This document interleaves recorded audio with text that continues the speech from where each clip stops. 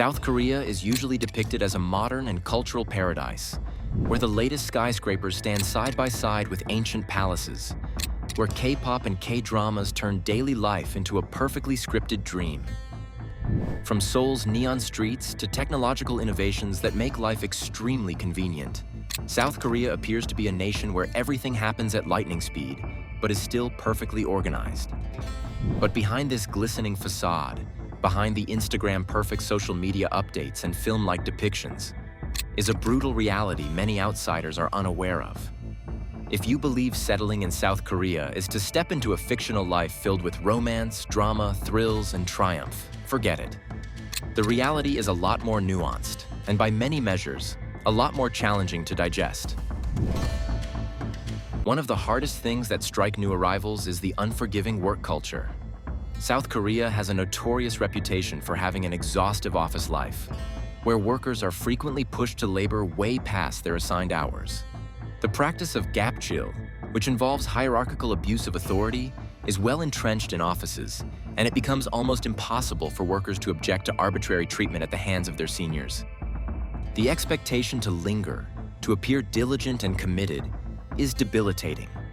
It's not unusual for employees to sit at their desks hours past their end time, not necessarily because there is work to be completed, but just because leaving the boss behind is seen as rude. The work week might technically be capped at 52 hours, but in practice, employees find themselves caught up in an unwritten policy of unpaid overtime and Herculean expectations. This poisonous culture isn't only reserved for office employees. Even in part-time work, young workers are subjected to extreme pressure to be impeccably efficient, compliant, and ready to tolerate rough handling. Foreigners immigrating to South Korea with hopes of a harmonious work-life balance are instead suffocated by these unrealistic expectations. The stress doesn't stop when you go home, either. South Korea's competitive culture starts in childhood, with students working through very long school days, frequently studying from early morning till far into the night. They are expected to go to school from 8 a.m. to 4:30 p.m., 220 days a year. And that's not it. Private tutoring schools, or hagwons, are filled with sleep-deprived children and adolescents who realize that their whole future hinges on one university entrance exam. The academic pressure is enormous, and for most, failure is not an acceptable alternative. Parents invest huge sums of money in education, even spending more on after-school activities than on their own living costs, just to give their children a competitive advantage. And what do students do when they actually get to university? The competition just gets fiercer. Getting a good job at a top company such as Samsung, Hyundai, or LG is the ultimate dream, and anything short of that is considered failure. For those who fail, the pressure is suffocating. Many students experience depression, anxiety, and even suicidal thoughts due to the high expectations. South Korea might boast having one of the world's most educated citizens, but at what horror? Even for individuals who succeed in landing well-paying careers, things aren't over yet. Living costs in South Korea, particularly in the city of Seoul, are ridiculously expensive. Rent has become outrageously expensive. Rent for a one-bedroom in a decent area is 1,400,000 KRW, so it is nearly impossible for young adults to find a reasonable place to stay. They're forced into tiny windowless rooms known as goshitels, where there isn't even enough room for one bed and a desk. Such cramped quarters are not only unpleasant, they can actually feel claustrophobic. The difference between the glamorous lifestyle seen in the media and the harsh reality of day-to-day existence is shocking. While K-dramas feature people residing in trendy apartments with stunning cityscapes, reality is that the majority of youth cannot even afford a minimum one-room studio.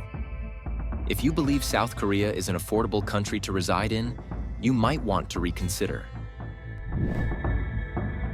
In South Korea, looks count, maybe more than anywhere else on the planet. Beauty is not only high, but it's nearly impossible to achieve. Plastic surgery is not just common, it's often expected. Walk down the streets of Gangnam, and you'll see countless clinics advertising procedures that promise to create the perfect face and body. Double eyelid surgery, jawline reshaping, and skin whitening treatments are not seen as extreme. They are considered normal, sometimes even necessary for career advancement. Actually, job seekers are frequently asked to include a photo with their resume, and in most instances, how they look determines whether or not they are hired. Aside from physical appearance, social expectations govern nearly everything. South Korea is a collectivist culture, so being like everyone else and conforming to society is most important.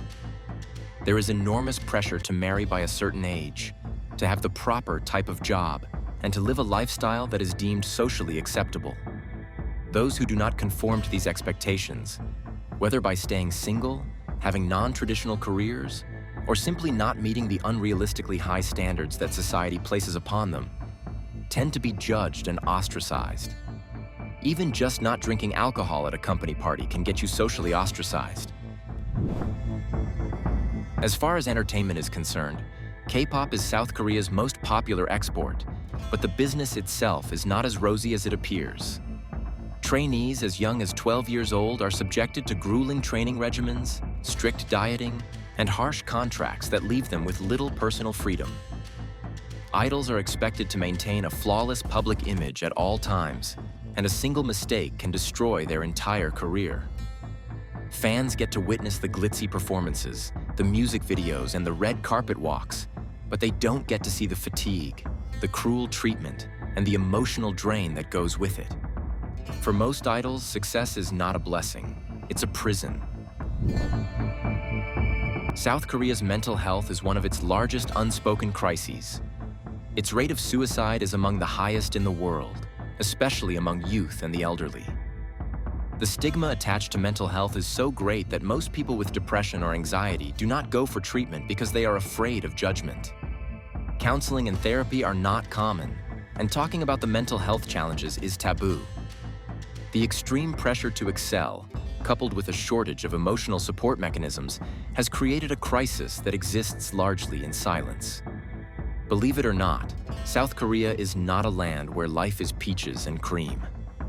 In spite of all these problems, South Korea is still one of the world's most exciting and dynamic nations. Its economic boom, technological progress, and cultural influence cannot be denied. But for those who dream of moving to South Korea thinking it will be a fairy tale life filled with excitement and glamour, reality often hits hard. Beneath the shiny exterior lies a society that demands perfection, rewards overwork, and enforces unrelenting social pressure. So go ahead and book that one-way ticket and pack your bags before you ask yourself, are you ready for the reality of South Korea? Because if you think it's all K-pop concerts, fashionable cafes, and breathtaking city vistas, well, think again.